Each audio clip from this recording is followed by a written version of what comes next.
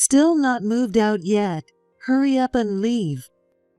That's what my mother-in-law, Carol, said as she waved her hand dismissively like shooing away a bug. Next to her husband's mistress, Emily, also had a triumphant look on her face. As I glanced behind them, I saw little Ken looking worriedly at me. There's no need to rush me so much.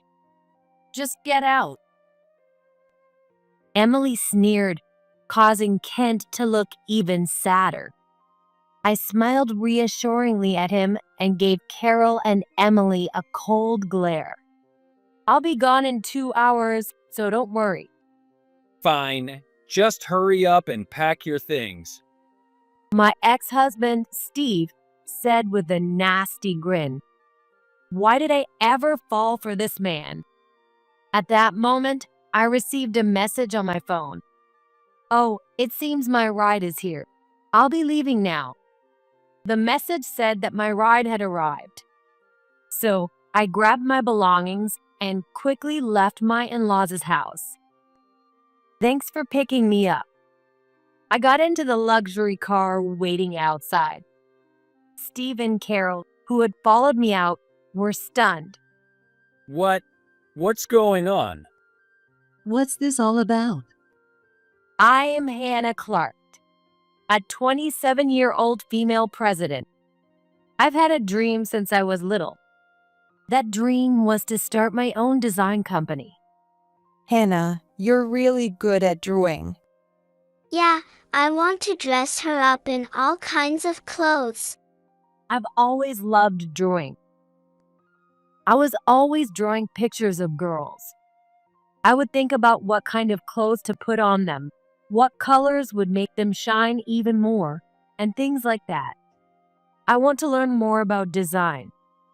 Eventually, I became interested in design itself and decided to go to a design school. There, I met someone who inspired me a lot. Hannah, I really like your designs. I want to create designs like yours. Her name was Amanda Johnson, the daughter of a big design company owner. Thank you. I like your designs too, Amanda. I'm glad to hear that. Plus, you're also studying business management, right? I really respect that. Amanda was learning about business management from her dad while studying design as a student. I truly respected her and was glad to become her friend. I think you have a talent for business too, Hannah. Would you like to study it together? One day, Amanda suggested this to me, and I started learning about business management with her. As time went on, I began to think about starting my own company. After graduating from school, I trained under her dad for a while. I believe in you. From now on, do things your way. A few years later, I received his endorsement and finally established my own company. Having achieved my dream, I was living a busy and fulfilling life. Hannah, if you don't mind, there's someone I'd like to introduce you to. One day, he brought up a marriage proposal.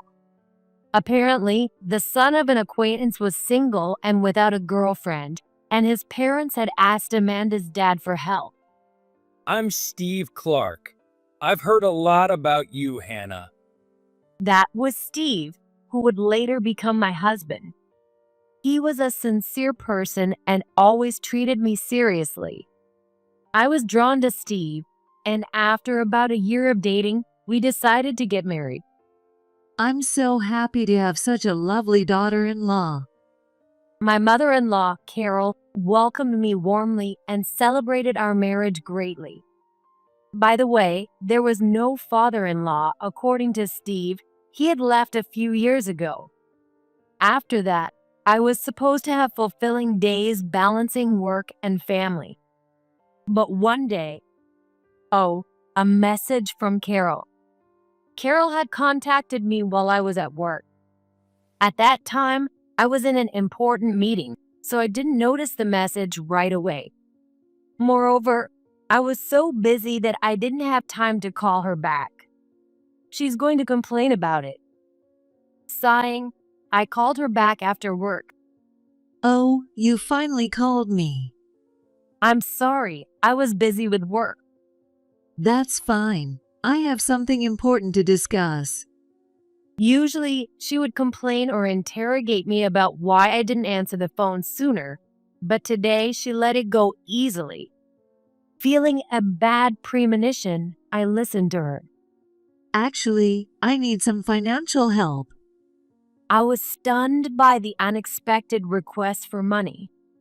What? While I was still processing, Carol continued explaining. Apparently, Emily, who was Steve's sister, had returned home after her divorce. And it's affecting our household finances. I see. It's not just Emily, but her 3 children as well. Carol muttered. Hearing this, I was honestly conflicted.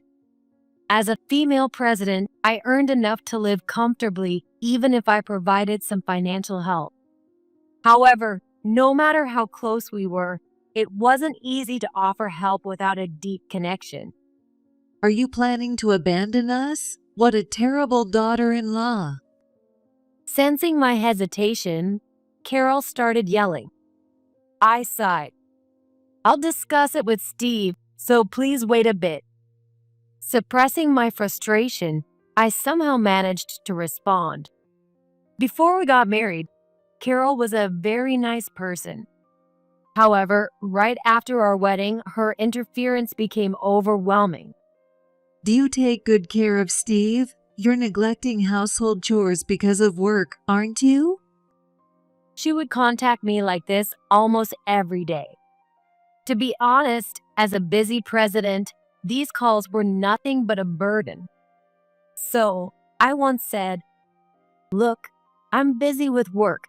I'm a president." Women's work isn't that important, so prioritize my talks. However, she got irrationally angry at me. Carol didn't believe I was a president in the first place. In fact, she thinks I'm only doing trivial tasks like making tea or some clerical work. Look, I'm in a position of responsibility as the president. What are you talking about? There's no way you could be a president. Maybe Steve, but not you. Stop lying. Even when I told her clearly, that's how she responded.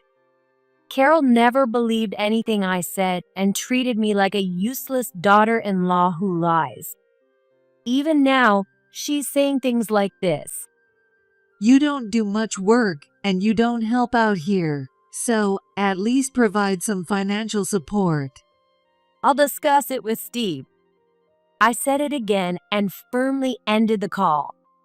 Well, even if I discuss it with Steve, I know what the answer will be. Trying to calm my anxiety and frustration, I took a deep breath. Hey, Carol called asking for financial support. That night, I consulted with Steve about Carol. Well, handle it however you see fit. His response was indifferent. Since our marriage, his attitude had changed. Before we got married, he was so kind, but now he barely listens to me.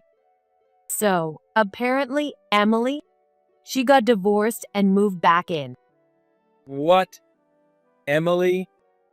However, when I mentioned his sister's name, he flinched and looked at me. Did you just say Emily? Yeah, I think your mom said Emily.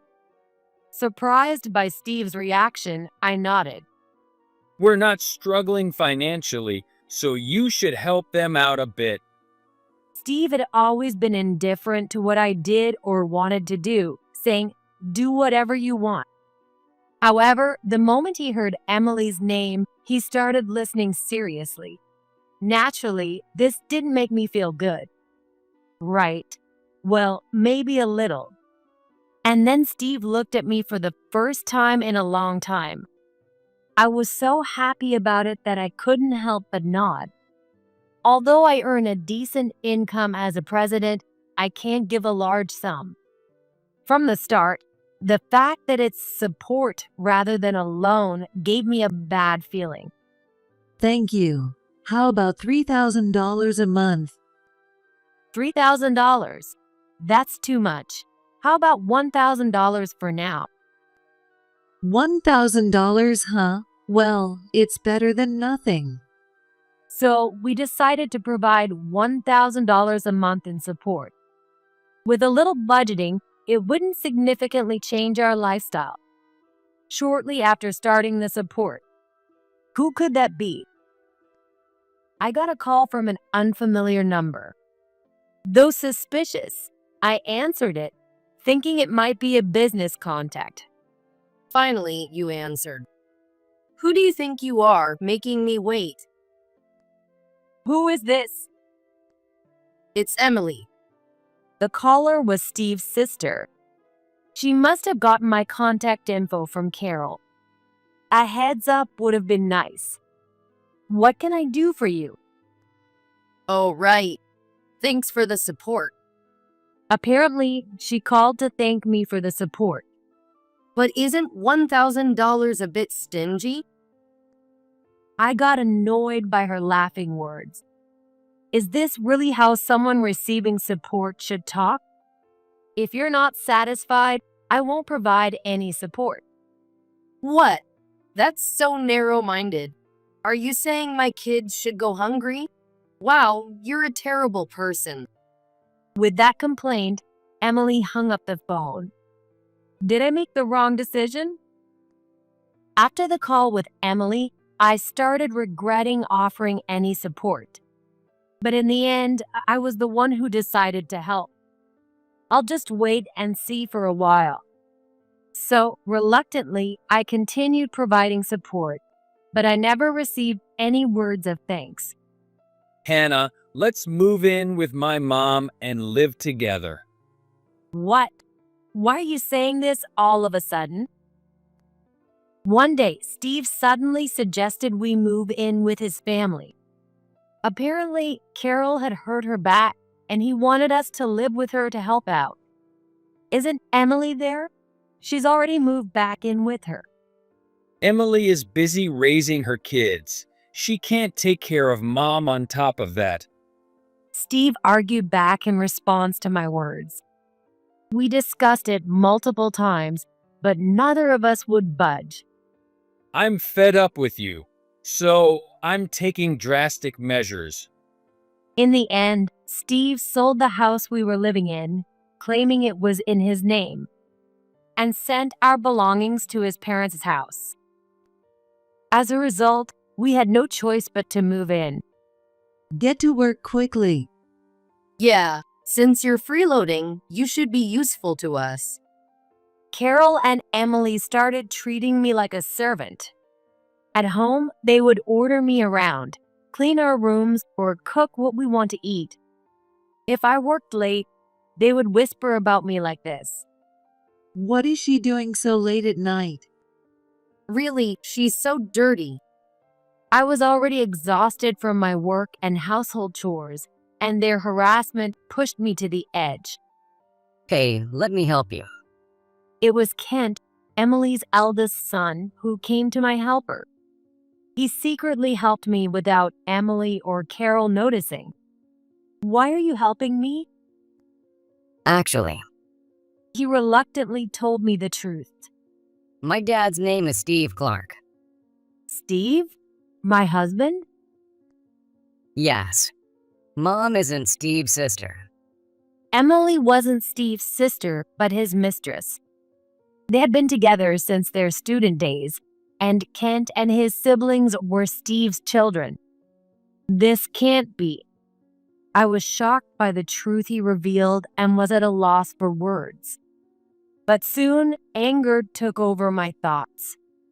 Looks like they've been underestimating me. I never forgive them. So I started taking action immediately. After making thorough preparations, I handed Steve the divorce papers. Steve, I want to divorce you. What? Why so sudden? I know about your relationship with Emily and children. When I said that, Steve looked annoyed. The fact that he didn't bother to make excuses showed he probably didn't have any feelings for me. Oh, that's great. We don't need such a useless wife anyway. Yeah, Steve has me, so you can just dump her.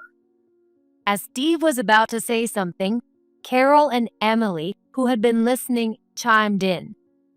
With their encouragement, Steve signed the divorce papers. And so we were officially divorced. Well, I better get going quickly. While filing the divorce papers, I contacted someone to arrange my departure from the in-laws' house. I had prepared in advance, so I was ready to leave that day. Therefore, I decided to leave immediately. Carol watched me with a smug smile. Still not moved out yet? Hurry up and leave. She said, waving her hand dismissively like shooing away a bug. Next to her, Emily also had a triumphant look on her face. As I glanced behind them, I saw Kent looking worriedly at me. There's no need to rush me so much. Just get out. Emily sneered, making Kent look even sadder. I smiled reassuringly at him and gave Carol and Emily a cold glare. I'll be gone in 2 hours, so don't worry. Fine, just hurry up and pack your things. Steve, who was now my ex-husband, said with a nasty grin. Why did I ever fall for this man? At that moment, I received a message on my phone. Oh, it seems my ride is here. I'll be leaving now.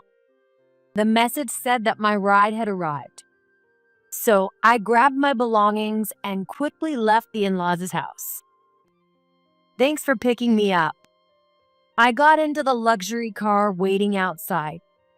Steve and Carol, who had followed me out, were stunned. What? What's going on? What's this all about?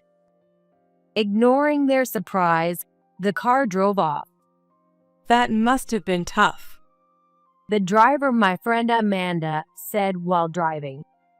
I had been venting to her under the guise of seeking advice. Just leave that family behind. She had told me before, and when I informed her that I had filed for divorce, she immediately came to pick me up. Considering it usually takes 2 hours to get here, she must have been waiting nearby.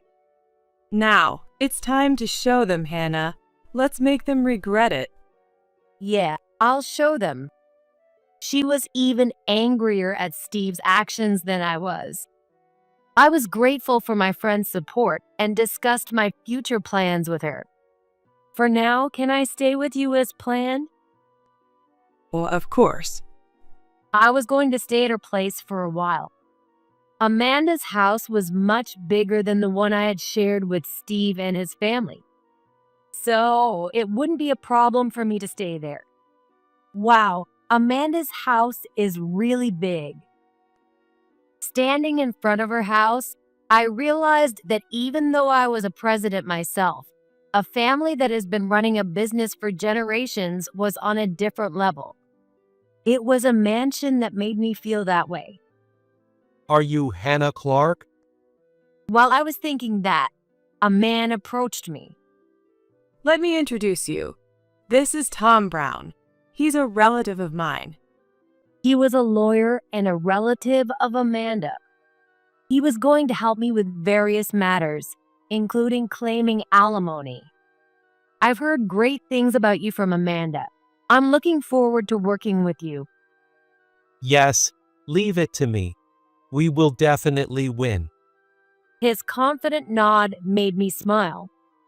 Then we immediately got to work. First, we filed a claim for alimony against Steve and Emily. We also planned to sue Carol for all the mistreatment and verbal abuse she had subjected me to. We have enough evidence. Saying this, I handed him the evidence. In fact, this evidence had been gathered by a certain individual. This amount of evidence is more than sufficient. Thanks to this, I was able to successfully sue them. Shortly after, You're kidding me, right? I got a call from Steve on my cell phone. Quite a greeting. I'm not kidding at all. I received a lawsuit. What the hell is this? What do you mean, what? It's exactly what it looks like. You cheated on me. Did he really think he could get a divorce without any consequences? I smiled at Steve over the phone. Don't worry, I'll make sure you take responsibility. With that, I could tell Steve was at a loss for words on the other end. Are you serious? Of course I'm serious. Don't think you can get away with underestimating me. I told Steve, who seemed incredulous, and hung up the phone. Their nightmare was just beginning. I would make sure they paid for what they did. How could you do this to us? The day after Steve's call, I got a call from Carol. Sending that to us. What are you trying to say? It seemed she had seen the copies of the evidence I sent along with the alimony claim. The evidence was footage showing Carol clearly harassing me. It was enough proof for a lawsuit and was obviously taken by a third party. There's no way it could have been filmed like that. It's obviously fabricated. I didn't film it myself. I calmly explained to Carol, who was shouting. In reality, I had no time to record such footage. Then who did? As Carol muttered, I handed my phone to the person next to me. I filmed it. What? Ken? As soon as Kent spoke, Emily started yelling on the other end of the line. It seemed she was with Carol. Why are you there? In fact, Kent had brought his younger siblings to this house. And as Emily started yelling, not knowing anything, he calmly began to explain. If we stayed in that house, we'd all be ruined. Kent mentioned that Emily seemed lively when harassing me. I'm embarrassed to have such a mom.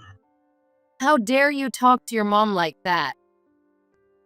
Emily started yelling again, and Kent sighed. Then he handed the phone back to me. I don't want to talk anymore. That's the situation, so please leave them to us. With that, I ended the call. Then I turned to Kent. What will you do now? I don't know yet. But any place is better than there. Kent said firmly. Until I moved in with the in-laws, they had been neglected. Emily went out every day, coming home late at night. She would sleep all day and basically never take care of them. Grandma loves us because we're her grandkids, but she doesn't let us do anything. Carol, on the other hand, treated Kent and his siblings like helpless children. Not only did she not let them do anything dangerous, but she didn't let them do anything at all. If they tried to study, she would say, You're a boy. Go play outside. but if they tried to play outside with his friends, she would stop them. It's dangerous, so don't go out alone. Days of contradictions from Carol left the kids frustrated. Feeling sorry for them, I discussed it with Amanda and brought them to her house. Then let's live together in this house for a while. Kent smiled and nodded at my words. We reported and consulted about Kent and his siblings with Child Protective Services. As a result, custody was taken away from Emily. In that case, we'll take care of them. Amanda's dad offered it. Although Amanda had studied business, she chose not to inherit her dad's company. I'm going to pursue my own path. Now, she works for a small design company. Therefore, her dad wanted to raise Kent as his successor. If I'm okay with it. Kent responded positively. I trusted and respected Amanda's dad. I could trust him to take care of Kent and his siblings. Of course, I'll help too. Amanda was also enthusiastic. Now I can destroy that house without any regrets. One day, as I was thinking about this, You've ruined everything. Steve showed up at my office. He claimed it was terrible to take Emily's kids away from her. He probably thought I had leaked unnecessary information to his company. It seemed he came to complain about that. Because of you, I can't stay at my company anymore. Steve was trying to shift the blame onto me. Sighing in exasperation, I decided to explain everything in detail. Do you think I don't know anything? I knew about his relationship with Emily, which had been going on since before our marriage. And I knew he had approached me with the intent to deceive me for my wealth. Geez, who would take a tea-serving office girl seriously? Follow our way. Steve said that to me. While I knew Carol had always thought this, I was surprised Steve did too. You're totally mistaken. I'm not an employee doing errands, But my mom said so. he muttered, and I sighed. In case you forgot, I am the president of this company. When I said this, he looked dumbfounded. He should have been informed by Amanda's dad when he introduced us. That's a lie. There's no way you earn more than me. Suddenly, Steve grabbed my arm. Let me go. As I struggled, someone grabbed Steve's hand. That's enough. I looked up and saw Tom, the lawyer who had been helping me. I had a meeting with him after this to discuss alimony demands. Stop this right now. You're despicable. He shouted at Steve. Taking advantage of Steve's hesitation, I shook off his arm that was holding me. What's going on here? Eventually, the police, called by someone else, arrived and took Steve away. Tom glared at Steve as he was led away. It's okay now. Tom gently smiled at me after seeing the whole ordeal. I couldn't help but feel a flutter of affection for him. Steve and Emily were eventually forced to pay alimony. You're joking. I will never pay. Emily resisted until the end, but there was no escaping it. Amanda's dad pulled some strings and made sure they paid up. They already failed as parents. This much they need to do. He said this with a sly smile. I had known him to be a shrewd businessman since my training under him. With his connections, escaping was impossible. But how did they manage to pay? Emily had been a housewife. She had been barely managing to get by with my support and Steve's earnings. Well, my dad found her a job. According to Amanda, no one wanted to hire Emily, who had barely worked. So she was placed in a tough job. As long as I got the alimony, I didn't care what happened to her. And what about him? Steve paid up too. Steve was arrested by the police once. Since he didn't actually hurt me, he was released soon after. However, his arrest caused the incident to spread throughout his company. I didn't know, but it seems Steve's reputation wasn't very good. Steve seems to have deceived a lot of people. However, some talented employees had noticed his arrogance. The divorce proceedings started to reveal his true nature. So, some people started saying that he always seemed like a problematic person. Then, with his arrest, those rumors were confirmed. As a result, he was shunned by everyone and chose to resign voluntarily. He paid the alimony with his severance pay. That's good then. He also covered the alimony for Carol. Carol apparently had no savings at all. Apparently, Steve's dad left because he got fed up with Carol's selfish behavior. She squandered his earnings, and after the divorce, she couldn't lower her standard of living. So, she secretly received money from Steve to make ends meet. Oh, then why did she let Emily stay with her? She kind of forced her way in. Although Emily was Steve's ex-girlfriend, she had married another man. However, when it was discovered that Kent and his siblings were not her husband's children, she was kicked out. Her own family refused to take her in, so she ended up at Steve's family's house. Carol liked Emily because she was beautiful and close in age to Steve. And the fact that Kent and his siblings were Steve's children also played a big part. Well, in the end, they lost everything. I'm curious to see how far they'll fall from here. I agreed with a smile at Amanda's words. A few months later, Hello, Hannah. It's been a while. it's been a while. I'm glad to see you're doing well. I met up with Kent. Since then, he had been taken in by Amanda's dad and was now living separately from us. My former dad came to see me.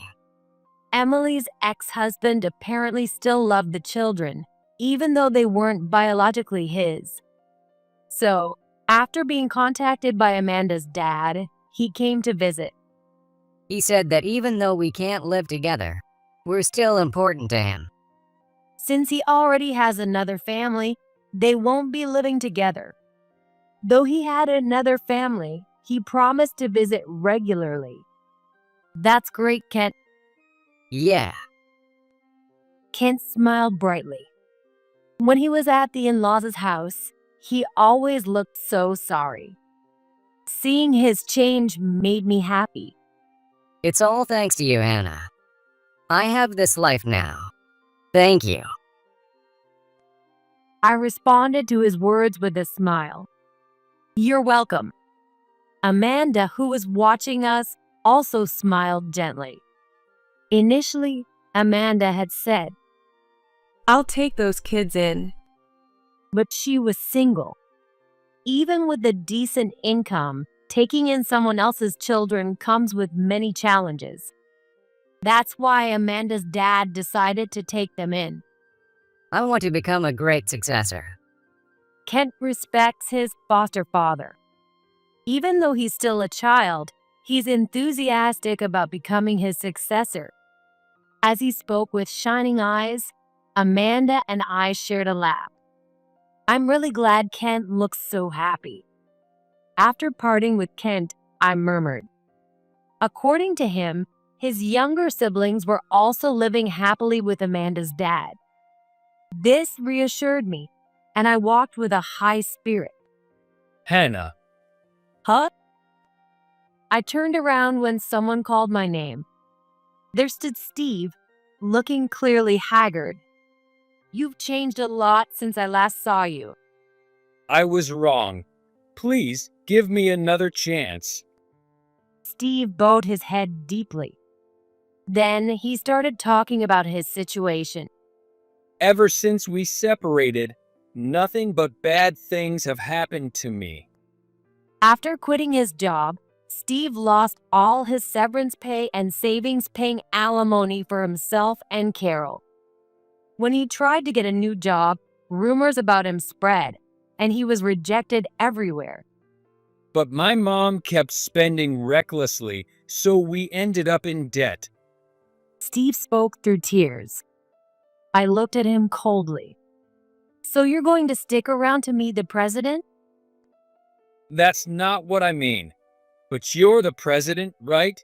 You must be making good money. Oh, according to you and Carol, I'm an employee doing errands, right? I said, smiling at Steve. Sorry, but an office worker can't pay off debts or support you. You'll have to manage on your own. Steve's shoulders slumped at my words. While he stood there, I hailed a taxi and got in. Let's go. Leaving Steve behind, I had the taxi drive off. That was the last time I saw Steve. Later, I heard through the grapevine that he was caught by debt collectors and sent off on a ship overseas.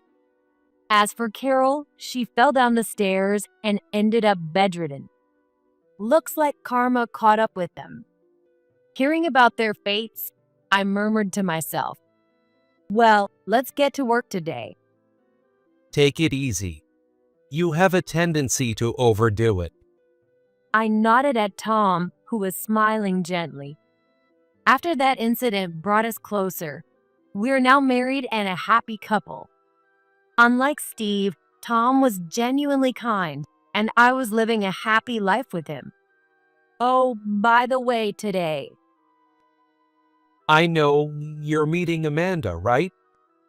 my friendship with Amanda remained unchanged. We regularly had meals together and stayed in touch. But if you start feeling unwell, call me. I'll come to get you right away. You're not just taking care of yourself now. Tom gently stroked my belly. Yes, there was a new life growing inside me. When I was with Steve, I never wanted to have children. But now I am truly happy to be expecting Tom's baby. Yes, please be ready to help if needed. Amanda and Kent were also delighted about my pregnancy. Grateful for everyone around me, I smiled at the happiness in my life.